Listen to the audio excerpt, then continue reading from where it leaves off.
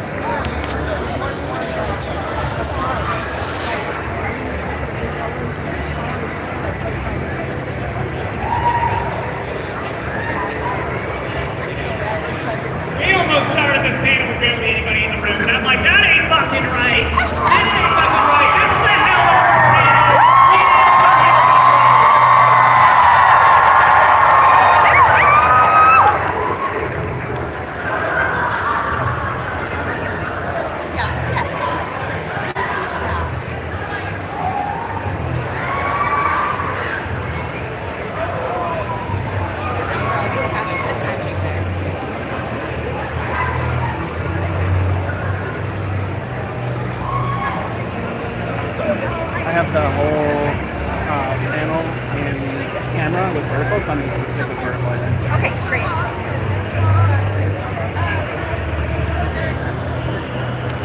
I think you say there's a bot for you, right?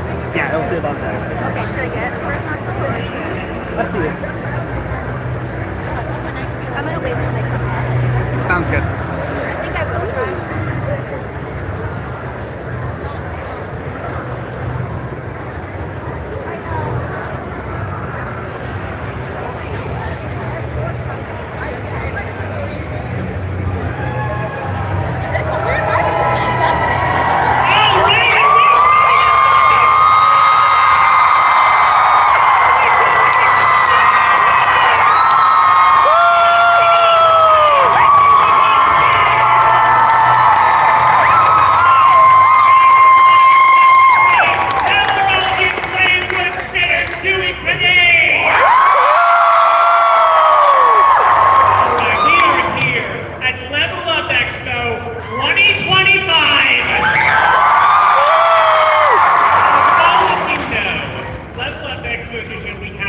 Biggest announcements of the year.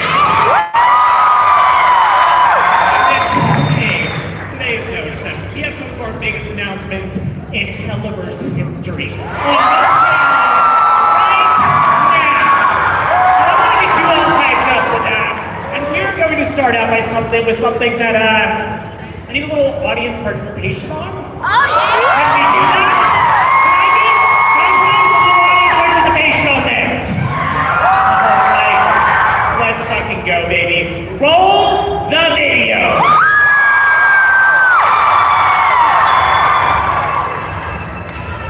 We hit a viewer limit.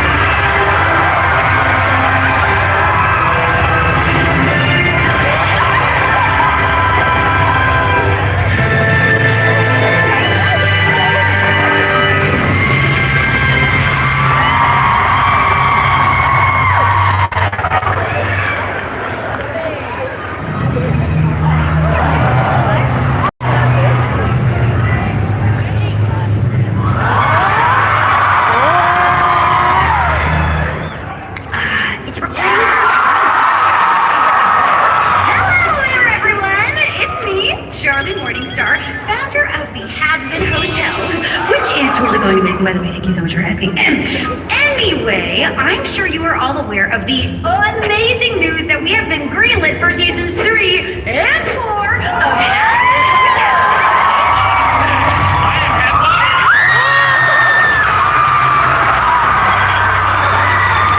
Are you okay, Mr. Blitz, the always silent. What's all this about?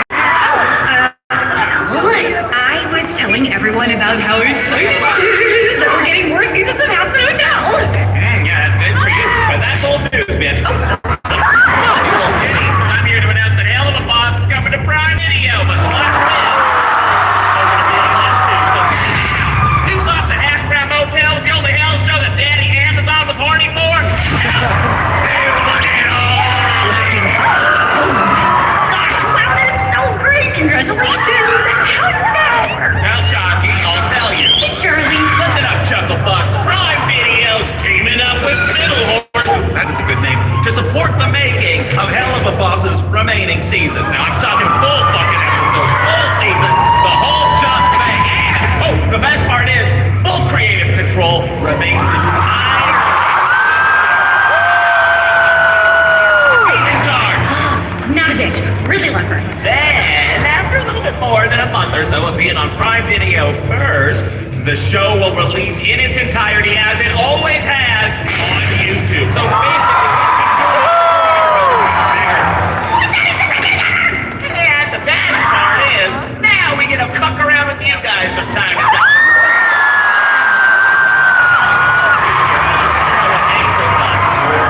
Whoa! Okay, I get it. Don't give everything away. We get it. You're a fucking fun sucker, do you know that? I'm a giver, bitch. I'm giving. I love that about you, Blitz, really do. But you have to give them something to be surprised by. That's what makes the wait so worth it. Because, as we all know, Animation takes a long time. Anyway, we cannot wait to share more of the Hellverse with you all. We hope you enjoy more seasons of Helluva Boss. Thank you all so much for getting us here. Really, we could not have done this without you. That's it? No, fuck this! Let's get big! Yeah, it's really nice. Fuck waiting! We got Moxie and we got Blake!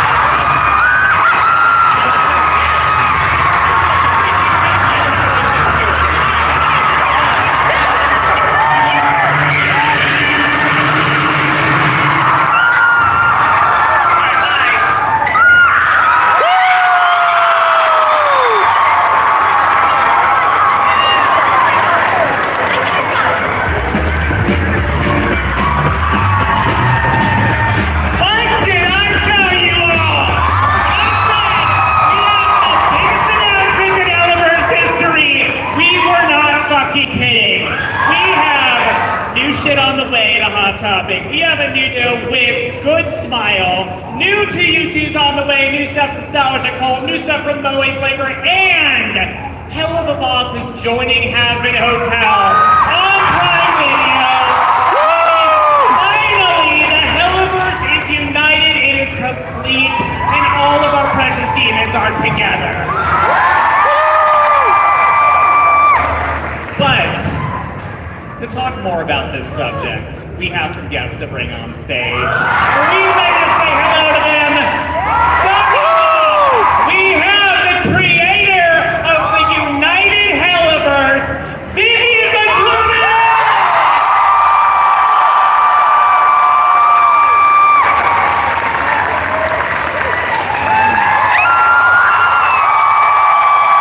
Next up, we have the Helluva Boss himself. We have Brandon Walker's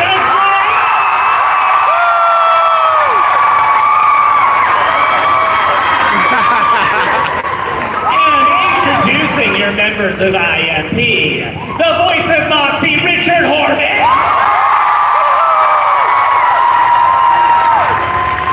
We have my beloved sister Millie, the voice of Nikki Williams. Next up, where are my Luna fans at? Make some fucking noise!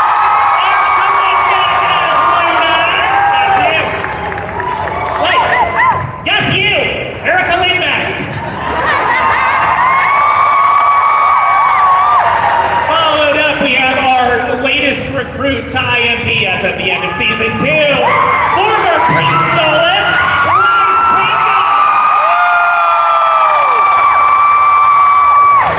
and finally, our most beloved jester, the voice of Visually, Alex Blanker.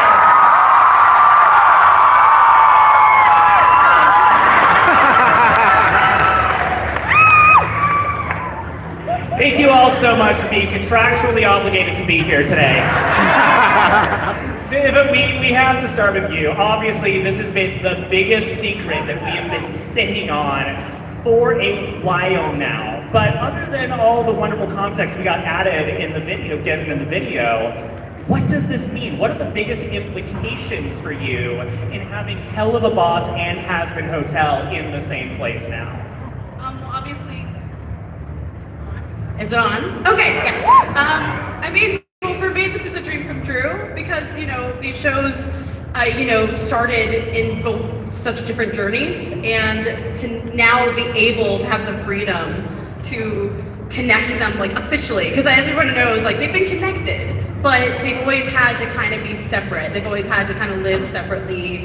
You know, we crafted it in a way that the lores all match, but the stories and characters were just just not something that would easily come together. And it's like been the number one question I've been asked is like, is there going to be a crossover? And I'm like, well, I mean, I just don't know. And to finally be able to say yes now is amazing.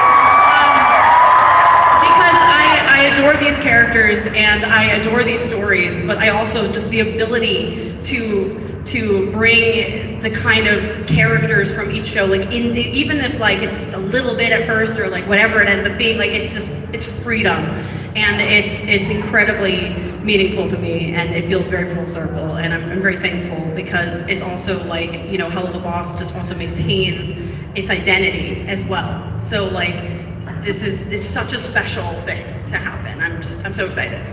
And obviously, there's a lot of fear and a lot of kind of questions with change like this. But I think the one thing we can assure our audience is that with this partnership, the deal with Amazon, y'all are only going to be getting so much more of what you already love. So there is so much more coming for the Hellverse. I think some of the questions we've been asked in the past is like not only crossover, but we could probably see merchandise in the future. We can see a lot of things to take advantage of the full Hellaverse as a whole. It's also like, the multi-languages, like there's dubbing, there's so much, like just gonna expand it in such a way that's amazing, and I don't know, it's just so exciting. I don't know, it's so great. And that's the thing here is that we have been huge, and we across the world, we have fans all across the world, but our presence has been predominantly in the US. But with Amazon, we're now getting the show out to far more places. How does it feel to now know that Helluva Boss could be joining Has-Been in a much bigger way in other countries, other languages, reaching this larger fandom? That's what I mean. Like I think now on Amazon, it's gonna reach an audience that maybe a lot. Some people are like, they know about Has-Been, but I'll be like, oh yeah, on my other series, Helluva Boss, and they're like, wait, what's that one? And I'm like, well, it's the sister series. It lives on YouTube and everything. So now it's just they're gonna be able to sit next to each other and be like connected, and it's just gonna be it allows a new audience to find it, and it's an international audience, and it's gonna have all those languages, and people are gonna be able to hear it in that way. It's like for the first time. It's gonna be incredible, and I'm really, really honored by that. I'm so excited just for what this means to grow this indie project into this whole new arena. But what's also amazing, and it was kind of a lot of screaming, but like the part of it too, like is it is still art. It's still going to be on YouTube. It's still going to be that free thing. So there's really just no downside. I'm so thankful for Prime because there's just no downside to this. It's only exciting and growth. It's awesome. This is so exciting. Obviously, like so many of you must be excited. Brandon, big question for you. This is so exciting right now. Exactly. This is what I'm saying. Get it going. Is it on? If yours sounds honor than mine, where's the knob turner? There we go. There. My question for you is, how does it feel to, for the first time ever, be on a Prime Originals, Prime series like this? Go fuck yourself. How does that feel? I have been preparing a nice snack for you to munch on. Okay. Are you another, Do you know how? Are you know the things I had to do to get on the fucking has-been hotel? Oh shit, okay, sorry. I had to diddle, and it's not what you think, and it is not who you hope. I've got to be I had no fucking idea you were on Has-Been. I'm looking at things like, Amazon, you know he was on Has-Been. They're shaking their heads, they did not know. Okay, Viv, did you know he was on Has-Been Hotel? I don't know, they don't tell me these things. Moving on from that question then, shit. Hey, on a serious note then, when you first got this show, through the entire journey of jumping onto this indie show on YouTube, to where it is now, joining Has-Been Hotel, joining on Prime, knowing this is going to go international, seeing this as one of the first shows you see when you walk into any Hot Topic store across the country right now, insane. My question going down the line, what was the first real sign that this show was taking off in a way that you weren't expecting? Level up!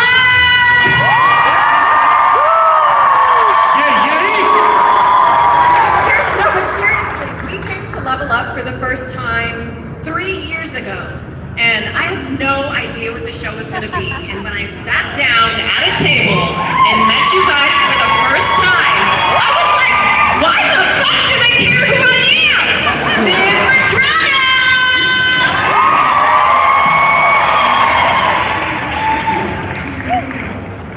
Thank you. Is that a question? That's a question for all of you. Okay, What was the moment you knew that like it had turned? I'm not surprised at all because when Viv brought the show to my representatives, I wanted to jump on board immediately because I'm not surprised that we are where we are because Vivian Madrano is so creative and driven and knows where she's going and what she wants, and a fan base that is unstoppable and unheard of. So I'm like, yeah, let me jump on that wagon. And like joining the Hellaverse is probably one, if not the best moves of my whole career. I just want to add that when I knew things were real, I was in Oklahoma City at a Build-A-Bear with my niece, and in front of a lot of children, one of the cashiers said, "Holy fuck! It's you from this!" And I was like, "Thank you very much. She's 7." I think that in a Build-A-Bear in a mall in Oklahoma City, where there was also a Hot Topic with all of us there, this has been absolutely astounding, and all of you are the fucking shit. You guys are the best. Same question for you, Bryce. Was there a moment you do so many of these conventions where you just see like more and more people who have hopped onto the show? What was a big moment for you where you realized this had really become something? I think the first time you see your character or somebody cosplaying your character, you're like, what the hell? And that certainly happened for me here for the first time at Level Up. And I will say also, just an internal memo that I got was after we recorded Everything Will Be Okay, and I didn't know what I was doing, but I knew that something had happened in the booth that I was proud of. And that internal thing was like, well, whatever happens to that, I'm proud of that thing that I made. And I think that that's something that I learned is what Viv does. She's made something she's proud of. And to all the hopeful artists in the room, just make something you're proud of, you know, and stick to your guns. So yeah, that was my first aha moment. Was in the booth, and then it was confirmed at Level Up for the first time. Love it. Erica, Luna has taken off as like a cultural phenomenon with the amount of people who have cosplayed, do fan art of Luna, and are just obsessed with the character. What was the moment you realized, like, oh, this character has really become something?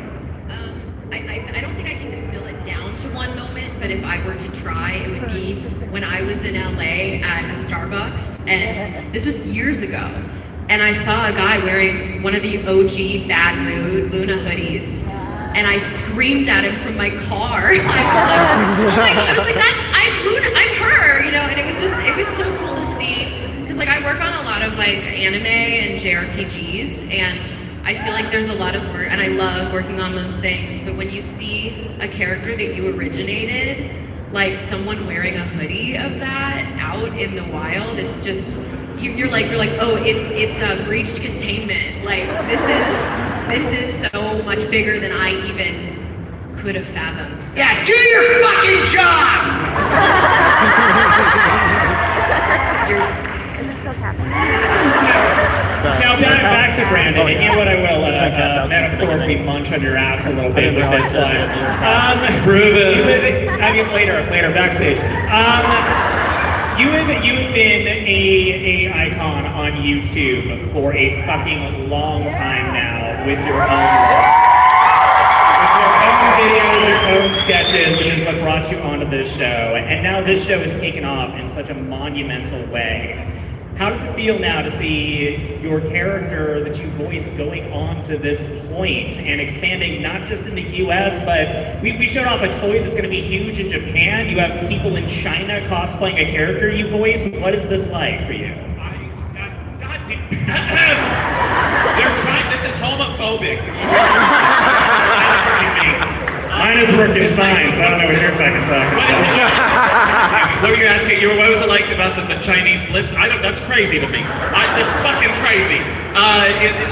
Well, what's weird, I mean, what's very comforting actually is Blitz is such a me. Like, I'm very, some of us are more or less like our characters. I feel pretty fucking conjoined to Blitz, and it's nice because I've been able to, as a writer on the show, a lot of what Blitz goes through is kind of me cathartically writing stuff that I've gone through, and to have so many people from around the world say that they relate to Blitz, it makes me feel like it makes me feel more confident in myself that I'm not so alone in feeling these things that Blitz goes through, and that there's a community of weirdos out there that really weren't that apparent before, 10 years ago, and it's so cool to feel not as alone as I did a decade ago, because you're even weirder than I am, and so. I forget what the question was. I've gone from point A to point C, and I don't know where B ended up, but what's my favorite hole? What's my favorite high school? I like it in any hole, but not the one, I'm just gonna keep talking about high school. You're doing great. I should let you go for we have 25 minutes left. Keep talking for 23, round the clock. No. No, honestly, what you said actually brings you to another question, which is kind of a beautiful question to think about. So the characters have gone through, each one of them have gone through a really beautiful emotional journey up until this point in season 2. I'm actually very excited because the episodes take a long time. Obviously, we talk about it, but animation takes a long time. And something very long time. If you can't, very, very long time. We do a really good job covering the dark circles under our eyes. But this new audience who's coming into the show now are going to be able to watch all 2 seasons and these emotional arcs all at once. So it's really going to be an amazing thing to kind of have it aired in this way. I'm really excited for people who are going to come into this show who've never seen it, because the way we released the show and have been releasing the show, in the past 2 seasons, was very indie, it was very scrappy. We were kind of just releasing as we went, and as you guys know, and yes, animation takes a very long time. Without getting into it, the whole process of an episode can take half a year. It is insane. So obviously we're working on more than one at once, which is how seasons of television get made, for anyone who does not know, for animation. But it's our show is hand drawn, it's beautiful, it's and we want that to reflect on screen. So we don't want to rush it, we don't want to that's part of its identity. And so firstly I want to say thank you all for being incredibly patient with us. Truly, from the animation side of things, it's a very thankless world to work in animation. So I'm very thankful to the audience for understanding that and respecting how long it takes and waiting for it. So I thank you for that. But the way way we've been releasing it up to this point is very, as we kind of get it done, we kind of go, all right, episode out. And it would be like sporadic. It'd be like maybe we get an episode out every handful of months, and that's not how we wrote it. Like we wrote it all together. We wrote it to be watched. And so I'm really excited for new audiences to come in and not have to wait all these months in between episodes and to be able to just watch the show kind of the way we intended it to be watched. So I'm excited for that because I honestly think that that's kind of the best way to absorb this story that we're telling. It's a very intense, emotional, character-driven story, and I think I'm very excited for that. I'm really hoping that brings a perspective to watching the show, so that you don't, because I think there's whenever you have to wait for something, you build something up, and so I think people being able to just go right from one to the next is going to help with that because you'll get to see what we intended. For sure. And like, this goes without saying, but like, who in the audience has been emotionally affected by the characters' journeys in this show? But I want to ask the cast, because you've been with these characters for a while now, and obviously recorded even more with them than we've seen. How have you felt going on these emotional journeys with the characters? And is there anything that you really connected with on an emotional level in these story arcs? And starting with Richard and kind of the relationships that Moxie's shown in the series so far. Yeah, I think that it's amazing that we have a show where we have a functional relationship. And one of my favorite episode was when we go to Wrath and we meet Stryker. And in any other show, Stryker would have been a threat to the relationship. And that's how they always do those shows. But Millie was always on Moxie's side through the whole thing. And that was so healthy that she was aware of Moxie's insecurity, because I get insecure, like I think a lot of us do in relationships sometimes. And then when we had the scene with the unhappy campers, you saw that we worked through struggle to there was an issue, and it didn't destroy the relationship, it strengthened the relationship, and you just don't see that a lot in stories. So for me, that's my favorite. That and musicals. Yes. As a person who's also as a jester who's also in one of the healthiest relationships on screen.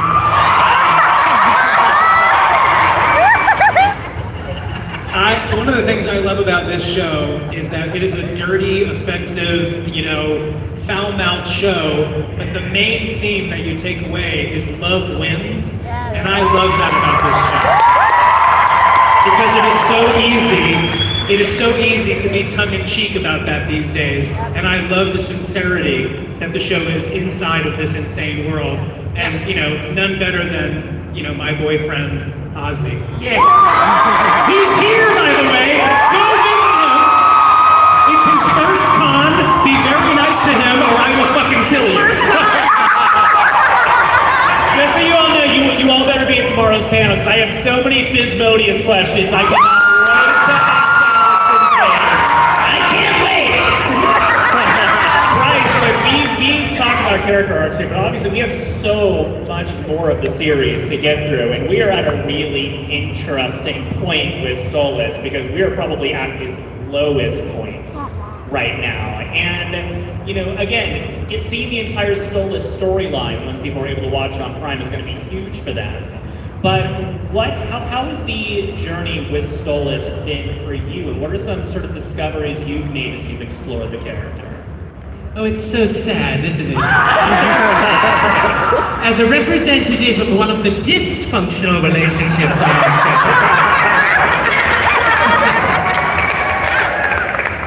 I think good art, good storytelling is about people who need to grow and change. And I think that what Viv and Brandon and the other writers have done so well for this storyline is they've given a character the need to undergo some self-discovery and also grow and change. And I think one of the things I'm most proud of Stolas for being able to do is stand up for himself and say what he deserves. And I think that's one of the hardest things to do in life is tell someone you love that they're not cutting it.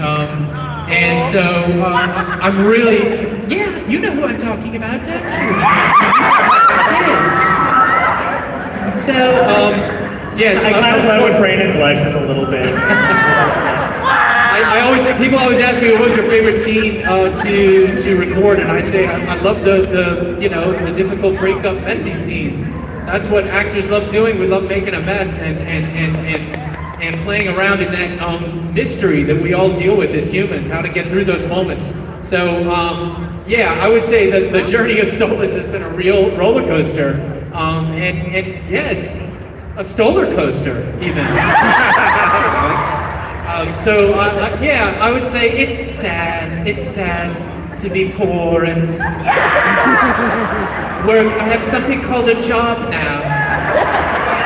You know, I think the thing that people who don't know our show that are going to watch it for the first time might have heard things about our show, and you know, anyone who says, "Oh, this show is just about gratuitous sex and violence and everything," doesn't really realize that our show is really, as Alex was saying, is about love, and it's about and love is hell, you know, and we are in love and hell, and it's really a story that Viv and the rest of the team have created about relationships. It's all about relationships and love and redemption. And finding redemption in your relationships. Thank you. I second that. Now, like as These couches are really uncomfortable. I feel like a dwarf. This couch is forcing everyone to sit bisexually. I'm sorry, what? Right, exactly. Say bisexual. Bisexually. My feet don't touch the ground. We were talking about that over here. I feel like I'm in a high chair. It kind of looks like Richard's at the doctor right now. This is the most forced little guy energy Richard has ever had to go through. Yeah, it's very uncomfortable. Erica, so your character is almost at the opposite side of the swing as Stolas, because I would say that by the end of season 2, we see Luna in one of the healthiest places she's been so far in the series, especially if we go off to episode, from episode 1, the beginning of the series, her feeling very isolated, her not having a lot of friends or social life, to us ending season 2 with a social circle and her being a lot more well-rounded. So how has that journey been for you? How has what? The journey with that character and like kind of finding those levels for her. I cannot hear very well. Yeah, the sound's a little odd. It's been great. I think Luna's hero's journey of realizing that not every situation is threat level midnight, and like not everyone is out to hurt her, and not like. I think that it's definitely echoed like my journey as well, like as Eric Lindbeck. Like I tend to be really guarded and realizing that not everything is out to hurt me. Yeah, like she's going through the exact same thing, and I love how much these characters grow and change in such relatable ways, like it's something that what each of these characters go through is something that any human can connect with, and I really love that. And we're just given gold on a platter with these scripts and the animation, so I can't wait to see what comes up next. I'm really excited for Luna's song. I'm so excited.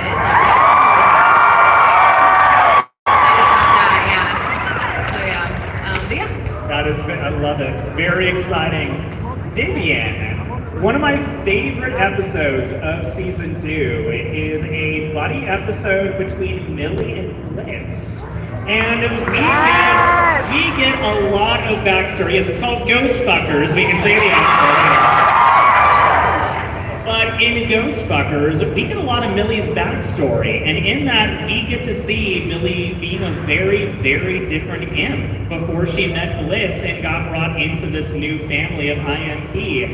How did you feel getting to see that, getting to read that backstory for Millie for the first time, and getting to see kind of what a rough around the edges badass she was, you know, when she was running solo?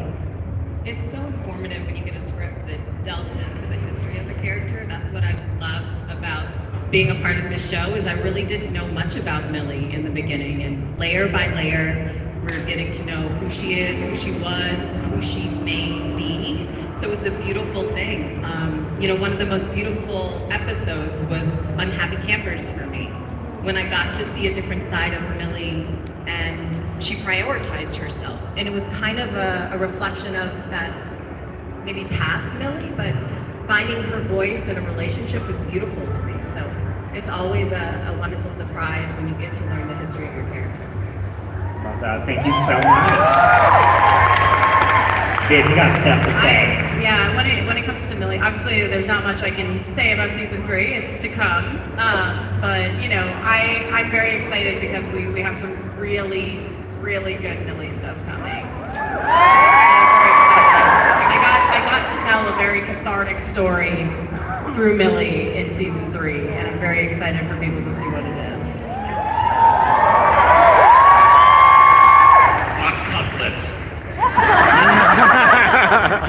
Yeah, we have a lot of... What was that? I can't imagine that. Every single time I ask a question, get into serious talk, I feel like I have a bunch of like the students in the back of the class who aren't paying attention or just talking in the back there. That's the entire cast. The entire fucking cast. I did a lot of class back in the classroom, but not paying attention. To be fair, I haven't heard one word. I can't hear anything. Oh yeah, it's very difficult. I'm straining. I feel like I need like a Britney Spears in-ear thing. I can't hear fucking shit. I can't. How is the panel going so far? Did somebody come tell me about it later? Can you all hear us? Yeah! Question in the room, will you cheer basically anything I say regardless if it's true? Yeah! So who the fuck knows if you can hear us? So, you know, we'll finish up here, but like what I would love to know, obviously we got to this place for one important reason, and that is this incredible fandom. This incredible fan base that has followed us through the years and has shown so much passion. I'm wondering, especially as we're about to go out there into the masses, and I'll try to speak with my lips so you can read them. Perfect. Can you think of one fan moment that really stuck with you in a really special, positive way? Starting with Alex, one fan moment over the years that was really special for you. God, that's a great question. What a setup for a punchline that I'm not going to do. I think I'll just be frank. That's in my head right now. God, this is not about. Okay, here's my favorite fan moments in the world, and then I will put this into context, is that my dad founded the Worldwide Disability Solutions Group at Apple Computer in the 80s, and so, yeah, go Alan, all right? And so I've been in that world for as long as I can remember, and so what my favorite fan moments are the ones about Fizz, when I've met people with various disabilities and being able to talk to them about them, and the fact that they're vulnerable enough to open up about it, to come to the table, talk about it, you know, vent about it, whatever. And those, to me, the combo between like Fizz and disability, like put together, I couldn't be happier to like be able to talk to people about that through this character who is like working through his own disabilities and things like that. And so I think any of those fan interactions have just meant a percentage more to me personally.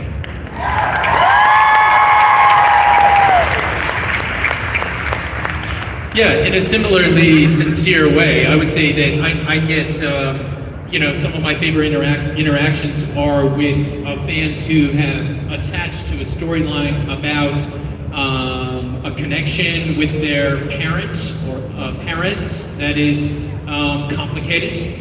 whether because of divorce or passing or lots of different reasons. And I love feeling like what we have done, the group up here on stage, has generated meaning in the lives of strangers, and I just find that the most fulfilling thing that I feel I could do with my time on Earth. And when fans come up and tell me how a storyline that I've been a part of has affected their life in a positive way, even if it's been hard and difficult and they've gone through something, but they've found something in our show that has given them comfort or meaning, that's incredibly fulfilling. So those interactions are very special, and for all the shit we go through as people who chose to be in entertainment for their living, that's a nice little karmic payback that says, no, you're doing something worthwhile too. So thank you all for being so generous with your what you share with us. In a similarly sincere way as well, a lot of people come up to me and they tell me that Luna is their comfort character, which means the world to me, because I know I lean on certain forms of media when I'm not feeling well, when I'm sad, and similarly to what you said, the fact that I could be a part of making someone feel better because life is very, very hard. And my character is someone that is one that people lean on, to feel good or to feel seen or what have you, is just, again, the best use of my time I could think of. And I'm honored to be here. So yeah, and do that for you guys. I mean, ditto, honestly, I hate to say that, but it's the truth. People have come up to me before and told me they didn't want to be here. And they watched the show and they felt seen and heard, and they've made better choices. And if you can be a part of something that can change somebody's life in a positive way like that, I mean, I thought I had to be a doctor to do it, but I could actually be an actor, and thank you, Vic, for that. Everyone's being so nice to me. It's very Just don't sweet. be used to it. I like when the fans Yay. I like when the fans come up and say, I want to do the combo with the, that's what you asked, is that the question? I can't hear anything. I know, I can't hear what was it. I owe you money for the signature on this. Yeah, right. Yes, I was, yeah.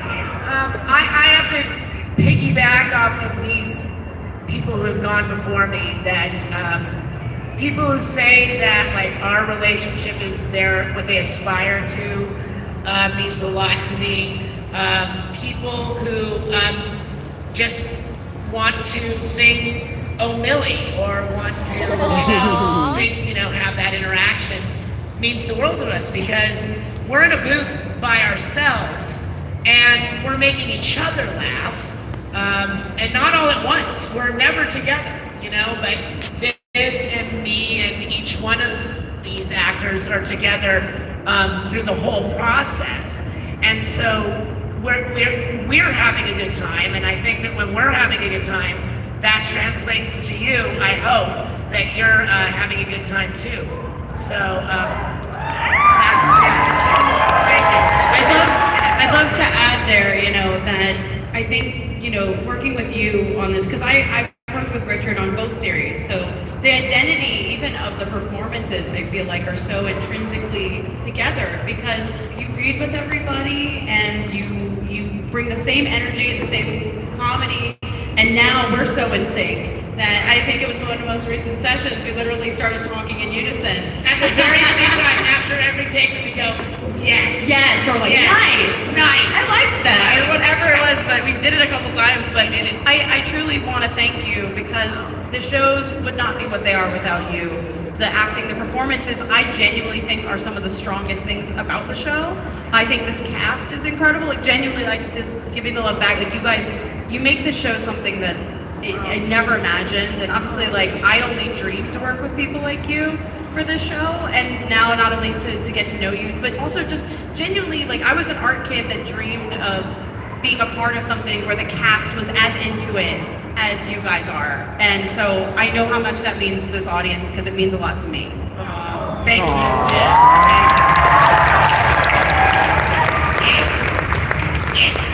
I'm like emotional on this. Yeah, we're emotional. I mean, that's a good thing. It's rare. I made her cry. I am so sorry. Well, look, we're gonna be wrapping up now. But Viv, are there any last things you want to say about like what you know? Again, teasing as much as we can for the future, but anything the fans can look forward to right now.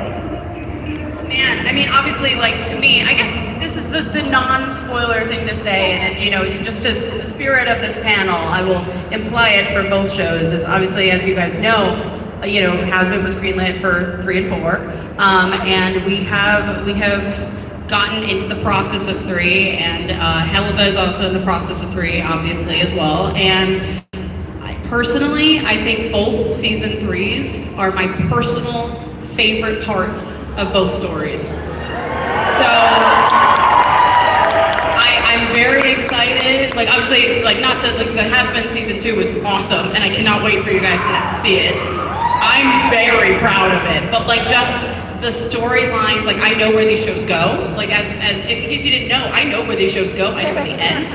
I know how many how many seasons and arcs I would like for both shows, and for Helluva, it's happened. Like, season 4 is what was slated to be the ending, and it's happening, and that's amazing. So yay, it's gonna be told.